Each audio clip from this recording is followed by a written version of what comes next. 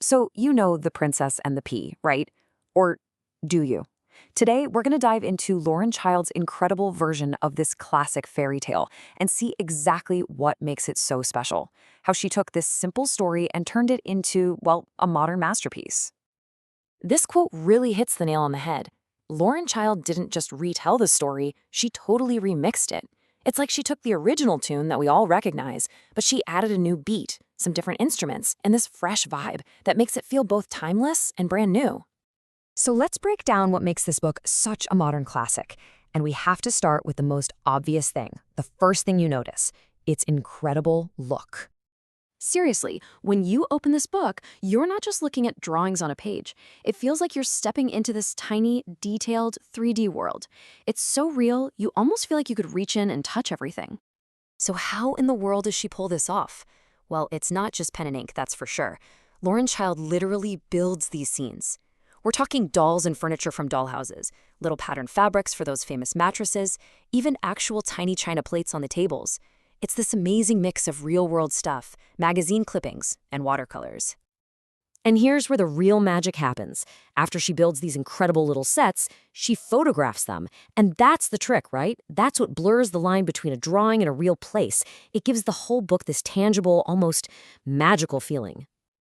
Okay, but that begs the question, why? Why go through all that trouble? I mean, what's the point of building these tiny worlds instead of just, drawing them? Well, the answer is that it creates this incredibly immersive experience. It just pulls you right into the story. You find yourself leaning in, trying to see every little detail, the pattern on a teacup, the texture of a blanket. When a fantasy world feels this real, it just completely fires up your imagination. But it's not just the art that's so unique. The way the story is told is a total game changer, too. The narrator isn't some formal, distant voice. No, it feels like a friend is sitting right there with you, just telling you a story. Take this, for example. The narrator calls the prince a romantic boy. It doesn't feel like part of the formal story, right? It feels like this funny, personal comment, like a little secret whispered just to you. It's these asides that give the book so much personality and humor. This whole conversational style is often called wry and exuberant, which is a fancy way of saying it's clever and full of energy. It makes the characters feel so much more relatable, and it brings this modern sense of humor to a really old tale. By ditching that stuffy, formal fairy tale language, the story just feels, well, more immediate and way more fun. Okay, so before we jump into the plot, let's do a quick meet and greet with the main characters. First up, we've got our romantic prince. He's the one who starts this whole quest for love. Then there's his mom, the queen. She's smart, a little skeptical, and the mastermind behind the P-test. Of course, we have our mysterious princess, and her politeness is just as important as her sensitivity. And rounding it out is the king, a super supportive dad. The plot itself is pretty straightforward, broken down into 5 key moments. Step 1. The prince is on the hunt for a true princess. Step 2. A mysterious, soaking wet woman shows up at the castle door. Step 3. The test.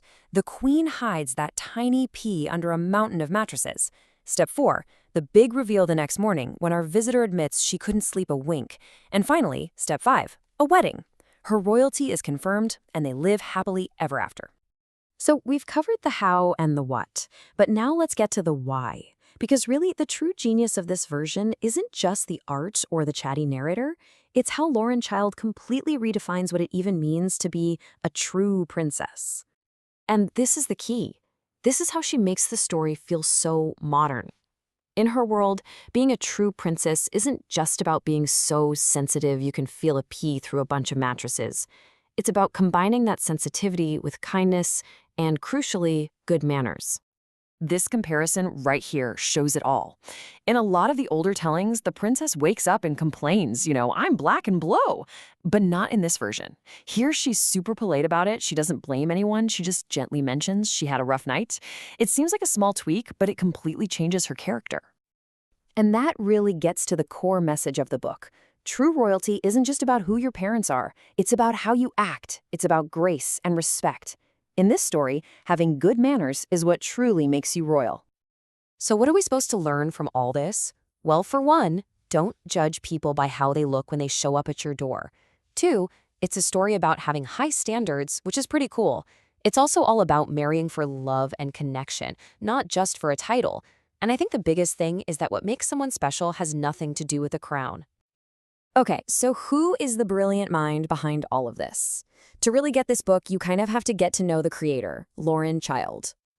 And her background is just fascinating. I mean, before she was a household name in children's books, she was running a company that made artsy lampshades. Get this, she even worked as an assistant for the artist Damien Hirst.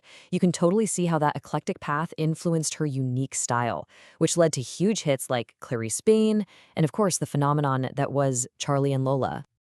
Her signature style is just unmistakable, right? You know it when you see it. She mixes all these different materials we talked about. She plays with the fonts and the layout of the text, so the page itself is exciting. But more than anything, she just has this incredible gift for capturing the authentic, funny way kids think and talk. That's why people love her work so much. So when you boil it all down, the genius here is the balance. She respects the original story, but she isn't afraid to be bold and innovative. Lauren Child completely revives this classic tale by mashing up those incredible visuals with a voice that is just so witty, sharp, and modern. And that kind of leaves us with one final thought, doesn't it? What makes a classic story worth telling all over again? I think what Lauren Child shows us is that maybe it's the chance to find something new in something old. It's about taking that story, holding it up to the light, and watching it sparkle in a way you've never seen before.